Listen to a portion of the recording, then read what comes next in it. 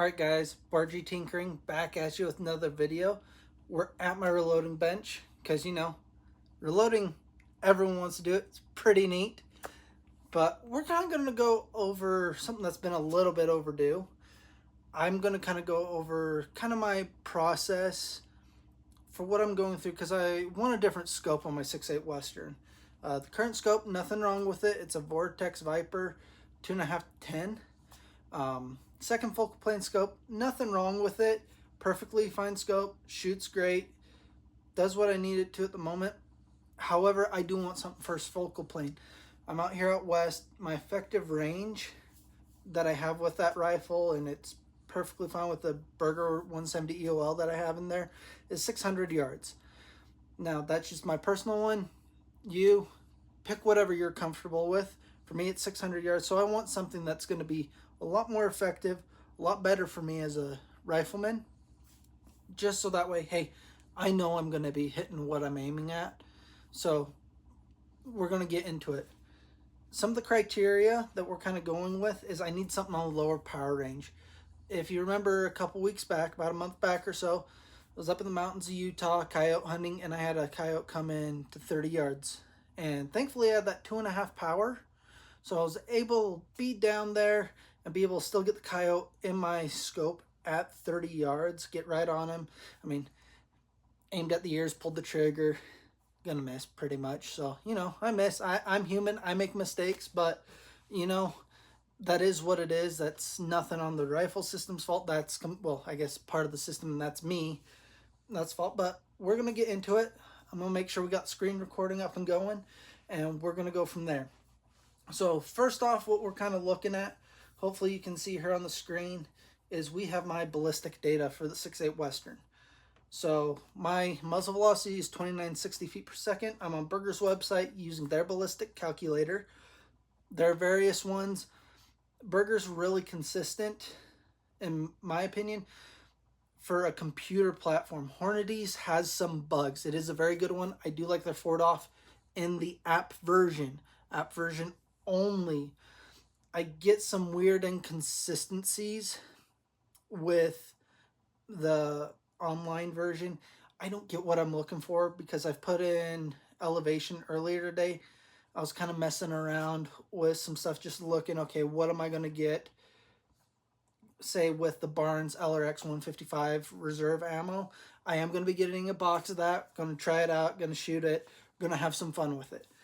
But that's neither here or there. I was kind of looking at it, and it didn't seem to read elevation. Kind of a bit of a problem. So I'm using Berger's. Normally we could use something else, but that's not going to be for today. So I have things in mills. I do want to learn the mill system. Right now all my other scopes are MOA.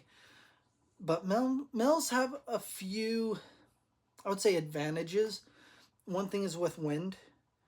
And you can get your mill wind usually from your G1. So the G1 BC on my 6.8 Western with that 170 EOL, let me make sure I got a box right here. It is 0.662 for a G1 and a G7 of 0.339. So that's what we're running with here. So let's get into it a little bit more. Should be up on your screen. So at 200 yards, I'm 0.38 mils, so I'm probably going to click to 4, go to 300, 0.93, so we're pretty much 0.9 there, almost 1 full mil. Not bad at all. I couldn't grab 400 yards, 1.55, 500, 2.21, 550, 256, 600, 292. So pretty much I have a window of where I want to be comfortable in of 3 mils. Now, for you guys that are using MOA, that's going to be about 10 MOA is what we're looking at here. Now, just so you guys know, if you run the numbers for your elevation, where you are hunting, key there. I live at around 4,500 feet, shoot at 5,000 feet of elevation, but my hunting elevation is anywhere from 8,000 up to 10,000 normally. Usually, I'll probably stay around that 8,000 to 9,000 feet of elevation. So you need to do this for your specific elevation. If it's sea level, 100 feet of elevation, or whatever, do it specifically for yours, but this is for me. I also have things going out to 1,000 yards. And as we can see there, we're at basically 6.2 mils out to 1,000. I don't care who you are, that's still pretty flat. Now, if we look at that 1,000 yard velocity, 2,021 feet per second, that's still really good. Berger recommends staying above 1,800 feet a second for expansion. So that means, hey, if I get that first shot, animal runs off a little bit, I can still, in a known situation where I have wounded that animal, I will stretch it out to 1,000 yards. I do not want that to be my first shot, but that is, hey, I want to make sure my skills, my rifle, it is going to perform in that oh crap scenario. No, no one wants that oh crap scenario, but I want that buffer there just for an insurance policy. Like, things are going to work. So if we look at my 600 yard impact velocity, 2373, almost 2400 feet a second. There's still a lot of cushion there. It's still going to do the job. It's going to do everything I want it to. Going on there, looking at different reticles, there were kind of 3 brands I was looking at, really. I decided to throw Vortex in there because I'm like, those guys are really awesome. I enjoy the Vortex podcast, but Nightforce, Leupold, and as aforementioned, Vortex. So we're going to go look at the reticles, mill-based. Now, you can go look at this for your MOA based, do your own comparison. What's going to give you the information you're looking for? So we'll go hit Vortex first. So the scope that came up first focal plane is this Razor HD LHT 4.5 to 22. A little bit higher, I would kind of want to be around that 4 on the bottom end, maybe 3. But this is still going to be more than adequate for what I want. I'm not going to be butthurt about that whatsoever. There's one scope that's going to get down there, but by and large, there aren't a whole lot that get down to that 3, 2.5 power range that are first focal plane outside of, your low power variable optics, LVPOs, which wouldn't be bad, but I do want a little bit more weight behind my rifle. And so I'm going to go with a little bit bigger. And plus, I do like to target shoot a little bit, so getting up in that range, I'm not too terribly butthurt. Would be nice, but not perfect. So let's go look at what they have. So the reticle they have is the XLR-2 MRAD. So let's take a gander at it. So we can see, if you're looking at the screen, hopefully I got it up for you. It's good, it's clear, and we're golden. We got some good information here. So let's zoom in. Hopefully people can see it, even the guys of you who are on your phones. So we got a center dot right there, a little point. So when you're zoomed in, you're going to see that. Maybe not when you're zoomed out, but you got a point, and then you got a hash mark every half MO or half mil, not MOA, mils. My bad. So that means if we're going over and looking at my chart, so we'll bump right on over there. So half mil, we're probably going to be sitting at 225 yards. Then we got one at 1 mil, so we're at 300. Next half is 400 yards. 2, we're probably going to be sitting around 460, 470-ish. Looking at it, 2.5, we're sitting at 550. And then 3, pretty much we're at 600 yards. So there's a big gap that I'm going to have to do a lot of interpolation on when I'm behind the scope, if I'm using holdovers. Now, obviously, if the animal's not really moving, really calm, I'll dial. But in the situation where, okay, the animal knows something's up, it's going to be holdovers. So I want something that's going to give me that information. And those are some pretty big gaps, especially up front in those closer ranges. Now, the vital zone, it's still going to be covered up, and I'm not too terribly worried, but I would like some finer resolution. So I'm not going to say the Vortex is a bad scope, but it's not for what I am looking for. Let's go over to the Nightforce. We're going to be looking over that as well. So we get a lot more information here. This one I have is the Mil C. You could also look at the Mil R reticle. It has a Christmas tree on it as well. Good reticle. got a brain, learn how to use it. They also have your MOA variants of it, still good reticles, just what you want. Off to this right hand side, you can kind of see here that we got a little, I wouldn't say Christmas tree, but it's a measurement. So you can measure it by mils and see that's nice. Very fine graduations, you're every 10th right there. It's not bad. I'm not going to complain about that. Good reticle. Nice thing about the scopes that this one comes in is you got your SHV. I believe it's 4 to 14. First focal planes, 30 millimeter housing. Let me actually pull it up really quick while we're here. Let's see. SHV. It's loading. Loading. So there we are. 4 to 14 by 50. It's not bad. Let's go to our specs. So you have MOA or mils. You have adjustments of elevation of 26 mils, up and down. Left to right for wind is 20. Let's see. Looks like the mil reticles we can get illuminated. Oh, let's see. 30-ounce scope, kind of what I'm looking for, a little bit heavier. Almost that 2-pound mark. It would make my rifle about 10-pound rifle. It's not bad. It is very manageable in recoil for when the situation could arise that I need a second shot. I'd rather have something I can control.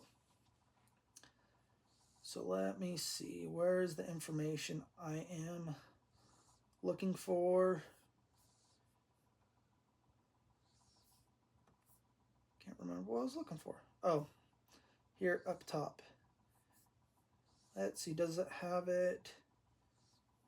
How many per revolution? It does not. If I remember correctly, it's 5 mils per revolution.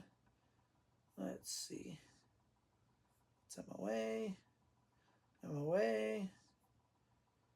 Yep, so that's mils. So I want to say it's 5 mils per revolution. Now, I'm only going to be using the first 3 for most of hunting scenarios. So a little bit more than a half revolution on it. Not bad. Probably a very, very good option for a hunting scope. Very, very good. So this one, strong contender for what I'm looking for. If we go back and kind of look at that reticle, we have, let's go back one more.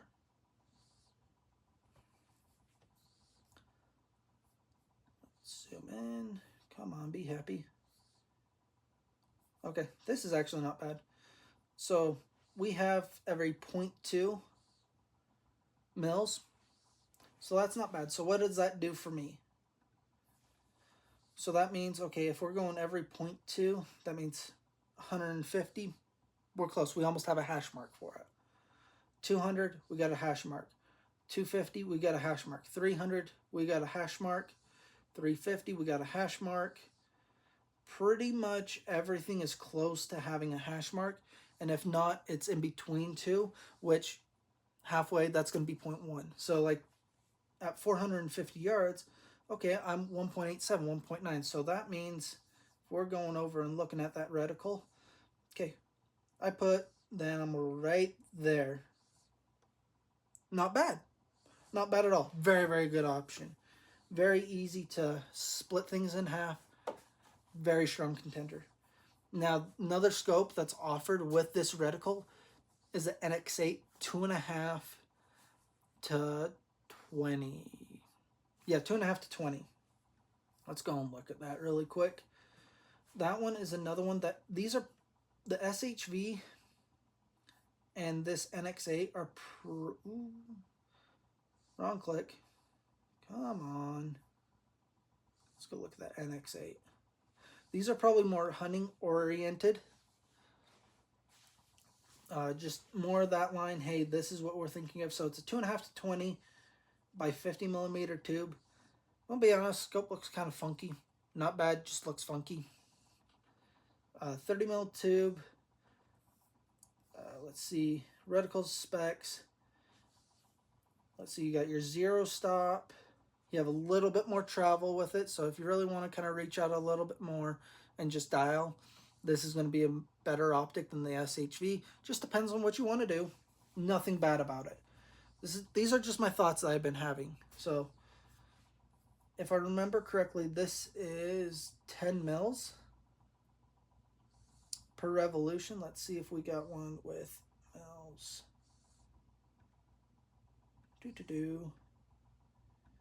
Looks like 20 MOA for you guys who want MOA. Yep, so it looks like 10 mils. So pretty simple. Where does that put me?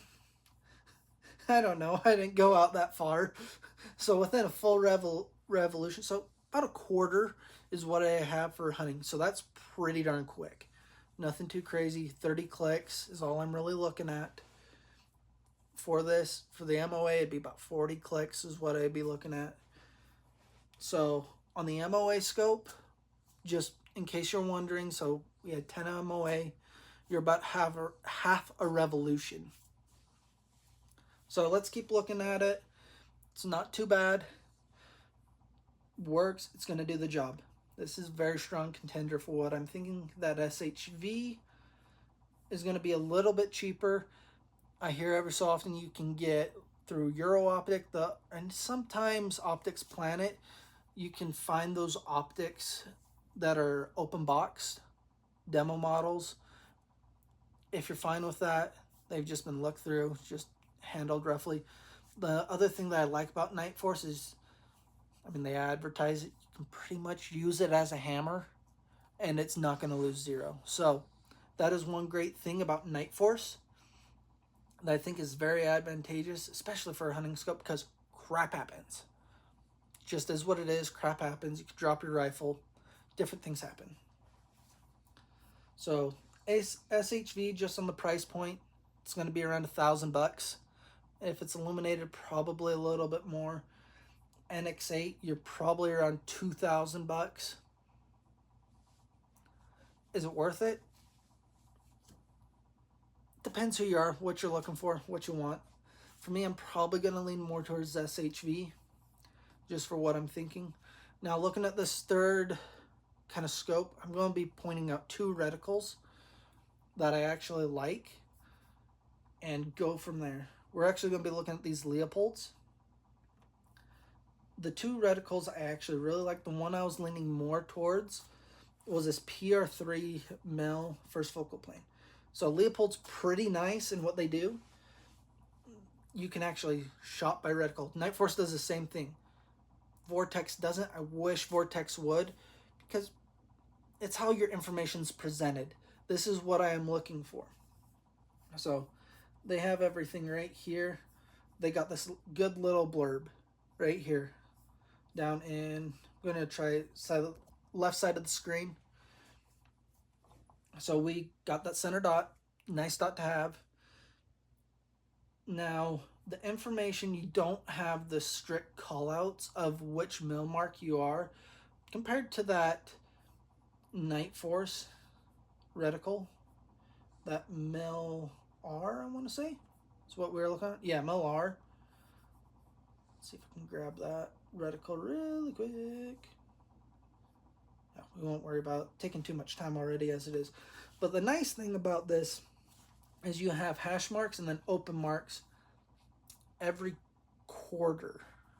Now that's kind of weird for people. Normally you're dealing with tenths, not quarters or halves. Halves are probably a little bit more frequent to see. So from the dot you go down, you're going to be 0.55 to the top of that. 0.55 mils. No, that's an odd number. If you read it, that's what you're looking at. So you go to that half mark, it's an opened, and it is, line breaks are 0.07 mils. So I'm wrong.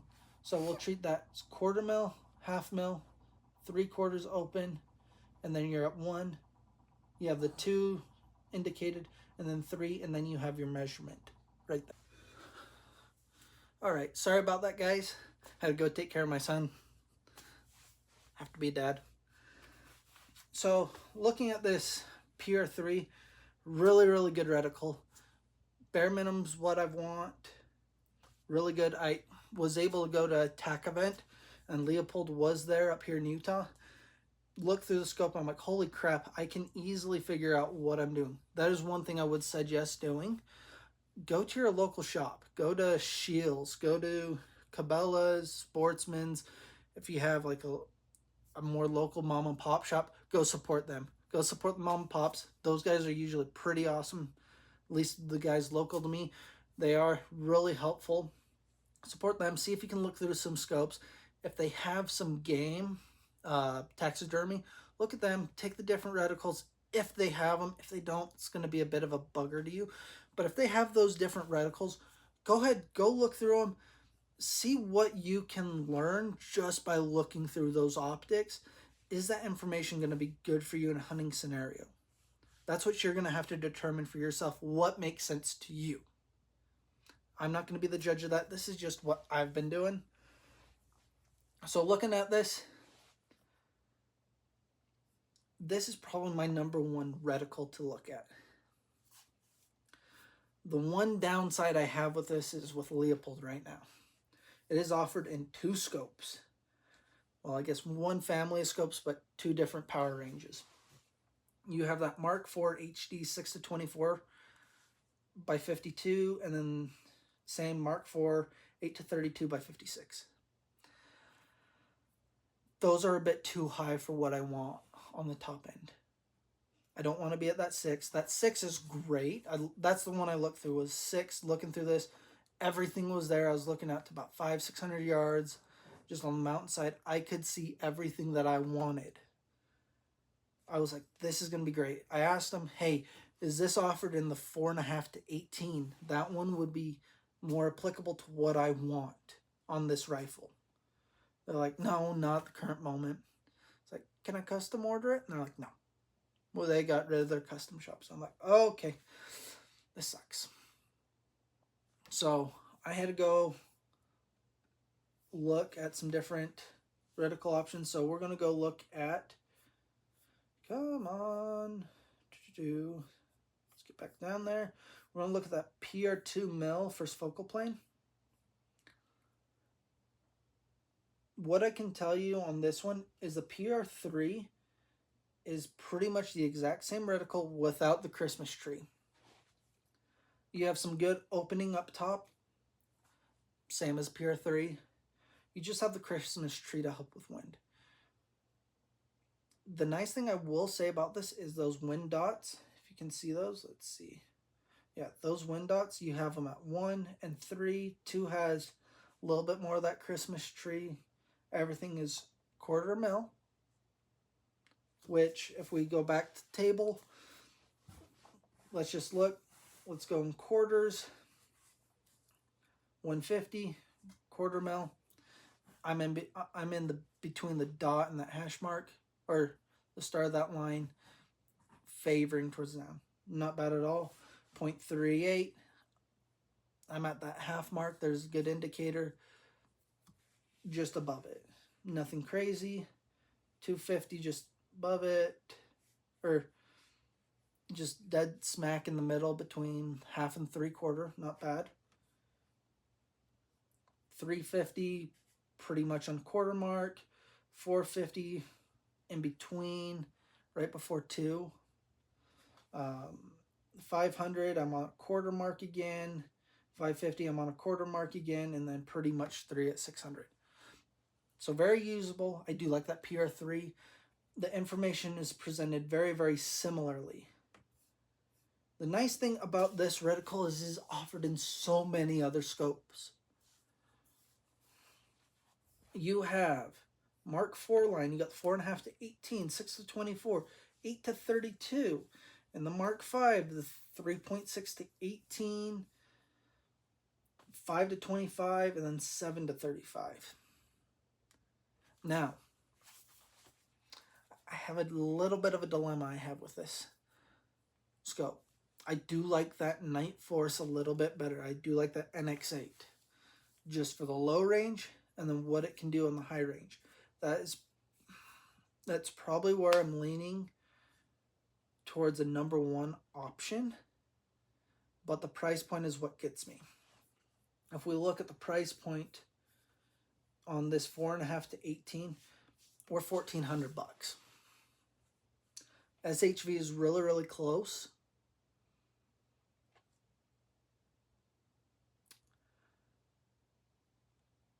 The one thing that's kind of leaning me towards this Leupold, and this is just personal experience, whenever I've interacted with Leupold employees, like either your guys at shows, sales reps, or anything, they have always treated me very, very well. Awesome guys, awesome people, made in America. I mean, Night Forces as well, but like, they're just, and the price point's right, and that PR2 reticle I've wanted in the past, and I've thought about putting that 7 to 35 on my 300 PRC.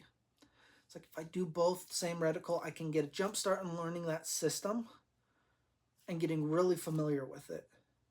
And I'm going to have very, very similar ballistics between my 300 PRC and 6.8 Western.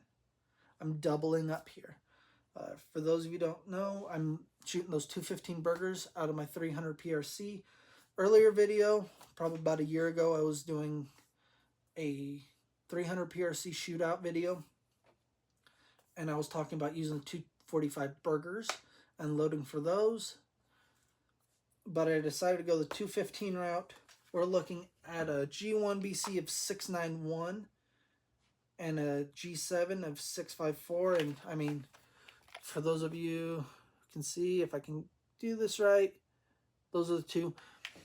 They're moving about the same speed. They're about 26-inch barrels, 2960. I'm going to have very, very similar ballistics. I kind of like that, just a little bit. The other thing too is with this Leupold, I can also get that, this Mark IV. I can get that in that 8 to 32. Save a few bucks. It's going to do what I want it to do. So I'm going to go save my money. I'm going to really invest, and I'm going to be throwing this Mark IV 4.5 to 18 by 52 on my 6.8 Western. PR2 reticle in mil, so I can start learning that system. Want to become well versed in it. This is going to be my scope. These were just some of my thoughts. Let me know what scope you like, why you like it, what reticle, because reticle does play a part in it. Where you're hunting, it's going to be different. Just fun. Anyways, guys, if you made it this far in the video, don't forget to like, subscribe, and yeah, we'll see you on the next one.